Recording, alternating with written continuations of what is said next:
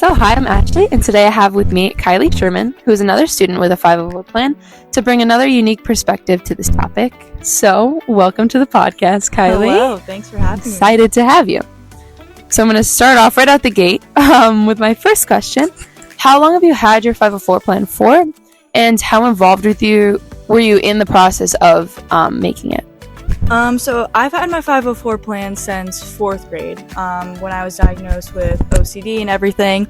And at that time, I wouldn't say I was very, involved in the process of making it. It was more my family at that time because I really kind of lost capability of everything at that time, sad to say. But my mom was very, very involved with it. She'd go meet with my guidance counselor and stuff and talk about maybe if I needed extra time with tests or just assignments in general. But at that time, I was not very involved with it.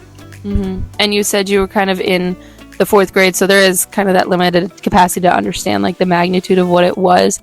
How was it explained to you, of what you had, or did you even know that there was a change in your education plan, stuff like that? At that time, my teachers kind of made it aware of me, if I needed extra time with stuff, that I could, use it and not be, shy to ask. It was more my mom who kind of told me, though. She was kind of okay, so if you need extra time on things, just don't be shy to ask, because your teacher's not going to say no to you.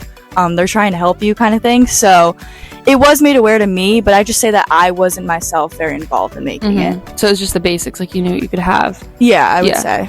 And that's really great.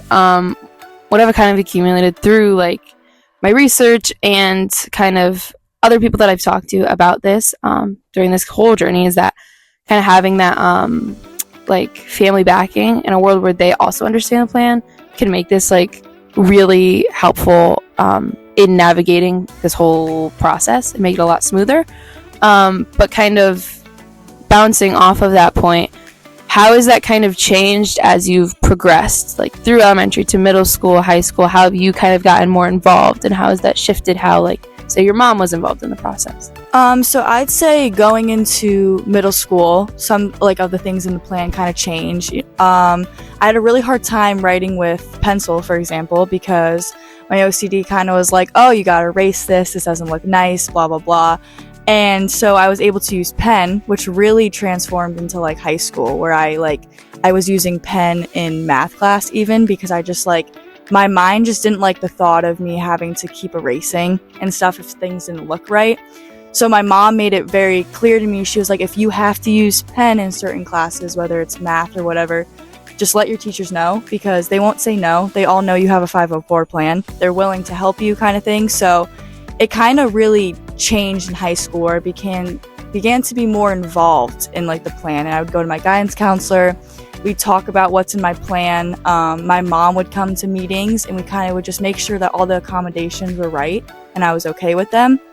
And then it kind of just really started to help me, because I was able to not be as scared to ask my teachers if I needed extra time with things.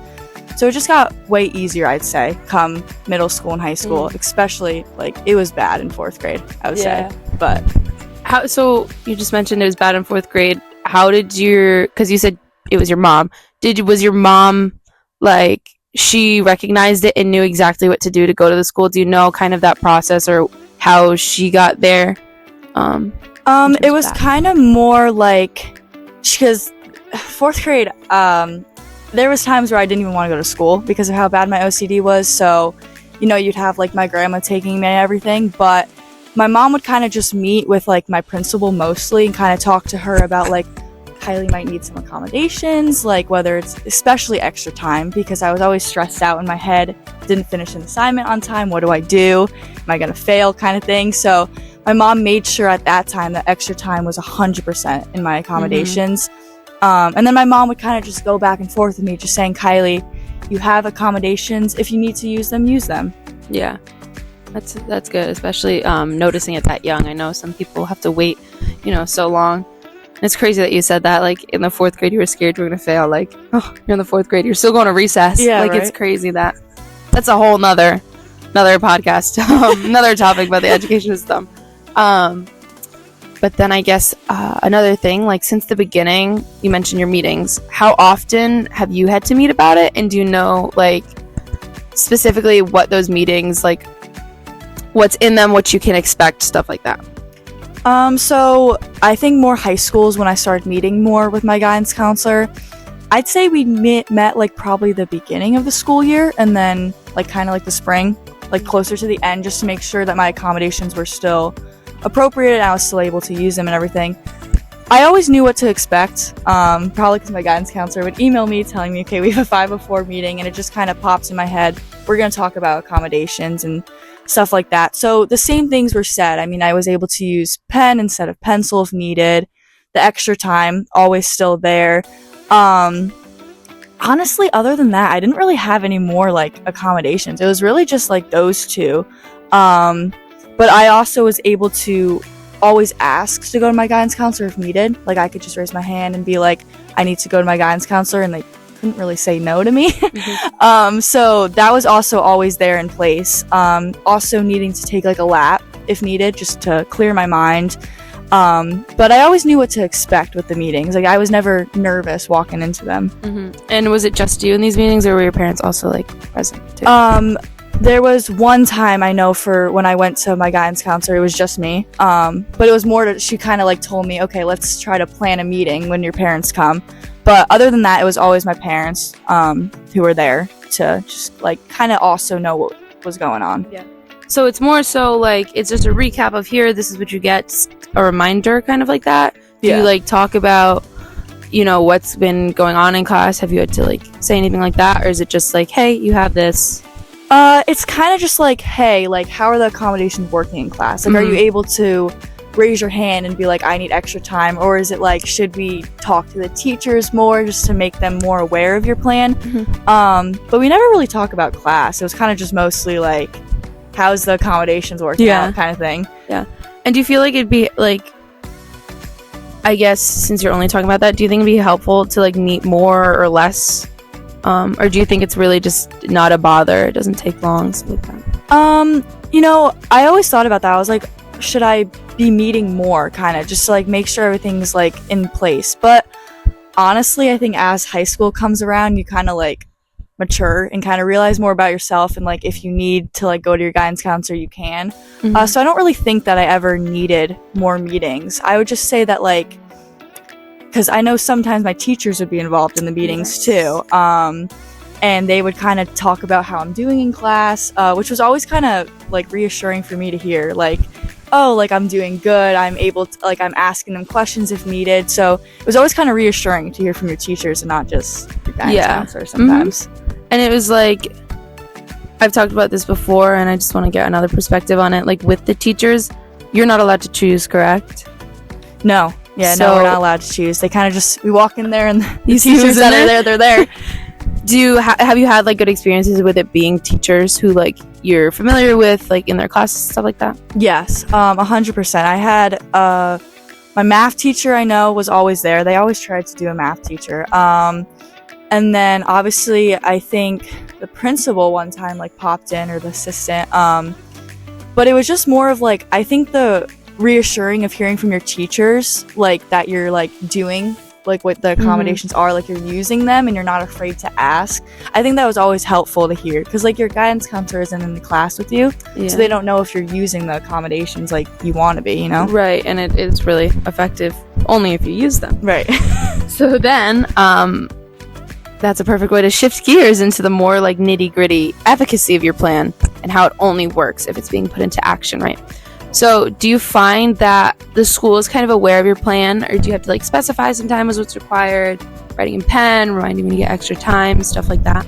I'd say in high school, the teachers were very aware. I never really had to go up to a teacher and be like, okay, so like I need to use pen instead of pencil. Like they kind of just, if I did it, they kind of like realized, oh, that's probably part of her 504 plan. I never had like a teacher come up to me and be like, why are you doing that? Like, why are you using extra time? Because it was always kind of like, my teachers knew I had OCD. But I remember one teacher it was when we were about to take we were getting ready to take our board exam coming up actually. And my teacher asked me if I wanted to use extra time. And she was like, you have to fill out this form and everything. And I was like, do I really want to fill out this form? It's like extra time kind of thing. But I just like, it made me realize that like my teachers are actually trying to like help me. Like they're there to support you. And if they know you have a 504 plan, like don't be shy to use the accommodations. Like they're there for you. So my teachers were always very aware of it, I would say. I'd say they had a big part in your 504 plan. Like they're the ones who kind of like are there to help you, and they're letting you know that it's okay to ask for the extra time. It's okay to use what you have to use. Did you get the extra time for the board? Did you fill out the file? I did not fill out the file, actually. I think I'm gonna kind of roll with it and hope that I don't need the extra time. But no, I'm okay. I'm very well studied, I would say, yeah. Oh, that's perfect. And just, a thought kind of popped into my head. You mentioned that you have to use pen, and you mentioned the board exam. I'm thinking it made me think of the the college board exams and the SATs. Can you do that for those? Because I know you have to fill it in with like pencil and stuff like that. How does that work? I think honestly, I might have used pencil, and I know we had some years when we were on the Chromebook. Yeah. So that actually really helped me because I was like, don't have to write. But no, if I want to use pen, I think that they would be totally fine with that. I just have to obviously like kind of advocate for myself and be like, I need to use pen because I might be here for a little while if I'm using pencil. Yeah. Right. And then we're gonna shift gears again. More nitty gritty stuff. Kind of like that. Is there something that you wish that was easier kind of with the process? Or has it been kind of, seems like smooth sailing, especially with your family being involved? Yeah, I'd say it is pretty smooth sailing. I never really had an issue either. Like I said, my teachers were always very supportive. They never gave me a hard time about using my 504 plan. I'd say the only thing that might have been like a little bit easier is like with the meetings more. Like, if I was able to kind of just like walk into my guidance counselor and be like, hey, I want to just like talk about this. Like it always felt like there had to be like a meeting about it. Which sometimes can be stressful because you're walking into a room with your teachers and your principal, and it's like you're talking about these like accommodations. You might feel kind of like you're like left out, like you're not the same as everyone else kind of thing, because like you have these accommodations, but it's like they're just trying to help you kind of. So that's what you kind of have to like realize to yourself. Like asking for the extra time doesn't mean that like you're like a slow test. Like you're just wanting to be more careful and just Yeah, I totally get that, and that actually leads into something that I wanted to ask you about. That like I personally don't have any experience with this, but it's something that I've noticed and something that I've talked to people about, and it's that there's this kind of stigma around this, how people think like you get extra time, either like you're so lucky, oh my goodness, or something like, why do they get extra time and I don't, or like people who have it being like, I don't need this, stuff like that.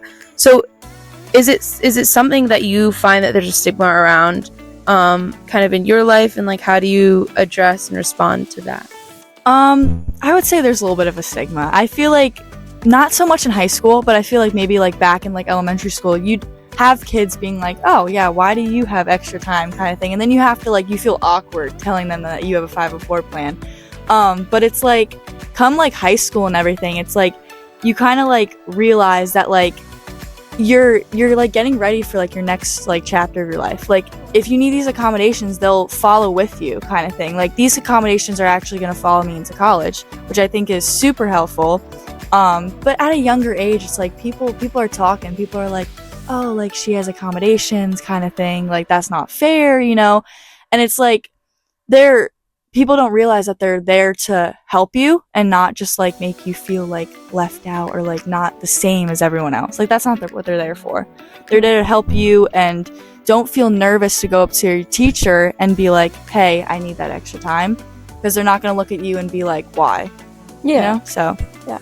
And it seems like, I don't know, just from this conversation that you kind of have a good idea of, why you need it, and kind of a good self-advocacy kind of view on it. You're like, yeah, if I need it, like I'll take it, and I think that's wonderful. But like also recognizing that there is this kind of the stigma. How do you think that we can address this in education? I'd say the best way to address it honestly is be more open with your teachers kind of thing. Like be more open, and don't be nervous to go to your guidance counselor and be like, hey, like, I would like to talk to my teachers maybe about these like accommodations, just so you don't feel yourself, like you don't feel like you're nervous. Like you're kind of, okay, I'm gonna walk into this class, realize, okay, if the clock's ticking and I have 5 minutes left, like, can I use this extra time? Go up to your teacher and be like, hey, like, I might need to come back next class. But like with younger kids, you know, they're nervous. They're not gonna go up to their teacher and be like, so I have a 504 plan and I need to use it. Like they're nervous. But when you come into high school and you have your guidance counselor and you have your family, especially, who are kind of behind you and supporting you, your family is also going to be involved in that 504 meeting. So if they hear something, they might be able to go talk to your teacher and be like, hey, she's a little nervous about using these accommodations. But I just say, I think the best way to like address it is being more open with your teachers and having your teachers and your guidance counselor kind of be more involved, I'd say, in the situation. But yeah, I would say that the best way is to not feel nervous about your 504 plan. Like, be okay with having it. There's nothing wrong with having a 504 plan. Yeah. And I mean, you saying that wonderfully speaks to the mission of IFEME. I was just thinking about it and how, you know, and when you're in elementary school, you're really nervous about it and you really don't know what it is. So, I mean, having that platform, you know, I personally, this is just what came to my head when you were talking about it, is like, if you had that platform in place, your teacher should know what you get and they can communicate with it, and your parents know, and it's easy to read, and you have it all in one place. And it kind of does follow you. And the self-advocacy part of it is when you get old enough to understand, like, you can also have it and, you know, advocate for yourself and realize that, like, it's really normal to have this, and I'm really getting, you know, just things to level the playing field for me in education. So I think that's really great. And you were mentioning, like, how to address this in education for, like, people with 504 plans.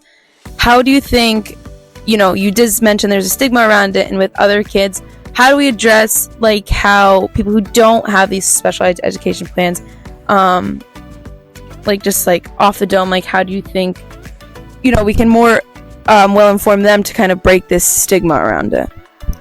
I'd say the best way is, like, be honest with your peers, like, why you have, like, a 504 plan. If you're comfortable with it, you know, you obviously don't have to tell them everything, but just be like, I realize that this 504 plan is in place for me just in case I need these, like, extra accommodations. Like, it doesn't make me different than anyone else. And with these kids that don't have a 504 plan, you know, it's hard because you think that, like, those kids that don't might be, like, different than you, and, like, they're smarter because they don't need the extra time, and that's never the case. It's hard because with these 504 plans, you get kind of like nervous, and you're, like, sitting in your thoughts, and you're like, well, does this make me different, kind of thing. And it's like, no, you're helping yourself, and that's really what the 504 plan is all about. It's helping yourself, having these extra accommodations so you can go to school every day and not be nervous that I'm gonna fail something because I don't have the extra time. Like, your teachers, they're trying to set you up for your future and for college and everything. So it's like, with these kids who don't, it's kind of like, talk to them, like, just make them understand, like, why you have these accommodations, and then maybe there wouldn't be so much of a stigma around the situation. Yeah, so just kind of talking about it more. Yeah. I think that helps kind of with breaking stigmas around a lot of things, so that makes sense. Something you said earlier that I want to revert back to, just to kind of wrap this all up. You're bringing it with you next year to college. What are your college plans? What are we doing? So I'm going to Gateway for surgical technology. So, you know, the 504 plan is probably going to be very involved in my life with the studying and everything. Honestly, the first thing I'm probably going to do is meet with my, like, whatever, guided pathway. I don't know what they call it. Meet with your guidance counselor, your social worker, and let them know of your 504 plan. Obviously, they might get, like, sent across from high school. If it doesn't, then just remind them, okay, sometimes I might have to use a pen. I need extra time. Because you don't want to walk into college already feeling stressed out. You're already stressed out. Yeah. So now you're going to feel stressed out that you might not have these accommodations. But, you know, with talking to my guidance counselor in high school, she's already said that they'll follow me. So it's like kind of like a relief off my shoulder kind of thing. And I know college is so much different than high school, and it's way stressful. We can always already realize that one. But so having those accommodations are going to be really helpful when it comes to the long projects and everything. But yeah, I'm kind of, excited for the next chapter, to be honest. Yeah. Have you had a meeting for that yet? Like, whoop, just dropped my mic. Have you had a meeting for how they're gonna carry over? Or you just know that like you're like secure in that they are. I haven't really had like a meeting about it, but my guidance counselor has just let me know like these accommodations will be kind of like led over to your college. But obviously when I get to college, I'm gonna have to kind of meet with my guidance counselor and just go over everything, just like another meeting kind of thing. Just another day. just another meeting. No, but that's good. I don't know how to speak on it, but you've kind of said how you're really excited for the next chapter, and it's good that this can, in any way, like it's already a nerve-wracking thing, just kind of ease a little bit of that. Because there's a lot of aspects of college I'm nervous about it too. Like, I'm so nervous. Oh my goodness. Yeah, no, definitely. But just knowing that, like, this 504 plan, like, it's not there to make you nervous. It's there to help you. And you want to be able to use these accommodations without feeling nervous to go up to your teacher. Like, even if you have to go to them after class and be like, hey, like, just to let you know, I might need to have extra time on some tests. Like, they're not going to look at you and be like, absolutely not. Like, they want to support you. They want to like get you ready for like the future and your job and everything. Like, and obviously as you get older, you might start to realize, okay, maybe I don't need these accommodations. Maybe I can start taking them like away. But just having them there in case is always reassuring. Yeah. Huh, it's a really nice perspective, because you hear so many things about like they didn't do this and it's like good to know that like your plan is in place and you're aware of it and you can advocate for yourself and you know that you have the support that you need. So it's awesome.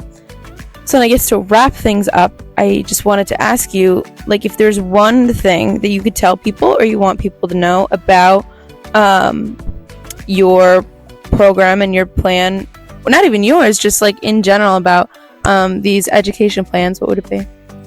I think the one thing I would tell people, as I said kind of before, don't be nervous to ask, because if you're nervous, you're never going to use them. And then it's like, what's the point of having them? So don't be nervous to go up to your teacher and let them know of these things, because if you don't, then your whole school experience is like, it's not going to be fun, because you're always going to be like, oh, I didn't let them know that I need extra time. I'm kind of just going to hope for the best grade. Like, you want to just let other people know, and always go to your family, because honestly, they're their biggest supporters in life. You always have them to count on. So always go to them if you have like questions about it too, because your parents might know some things about your 504 plan that maybe you didn't know. So talk with your parents, and 100% talk to your guidance counselor and your teachers, because at the end of the day, they're kind of your like stepping stones as to like getting into the future. Like, they're helping you the best they can, and if they don't know about these accommodations, then they can't help you. Yeah. All right, that's perfect. Thank you so much for joining me today and talking about this. Of course. Anytime.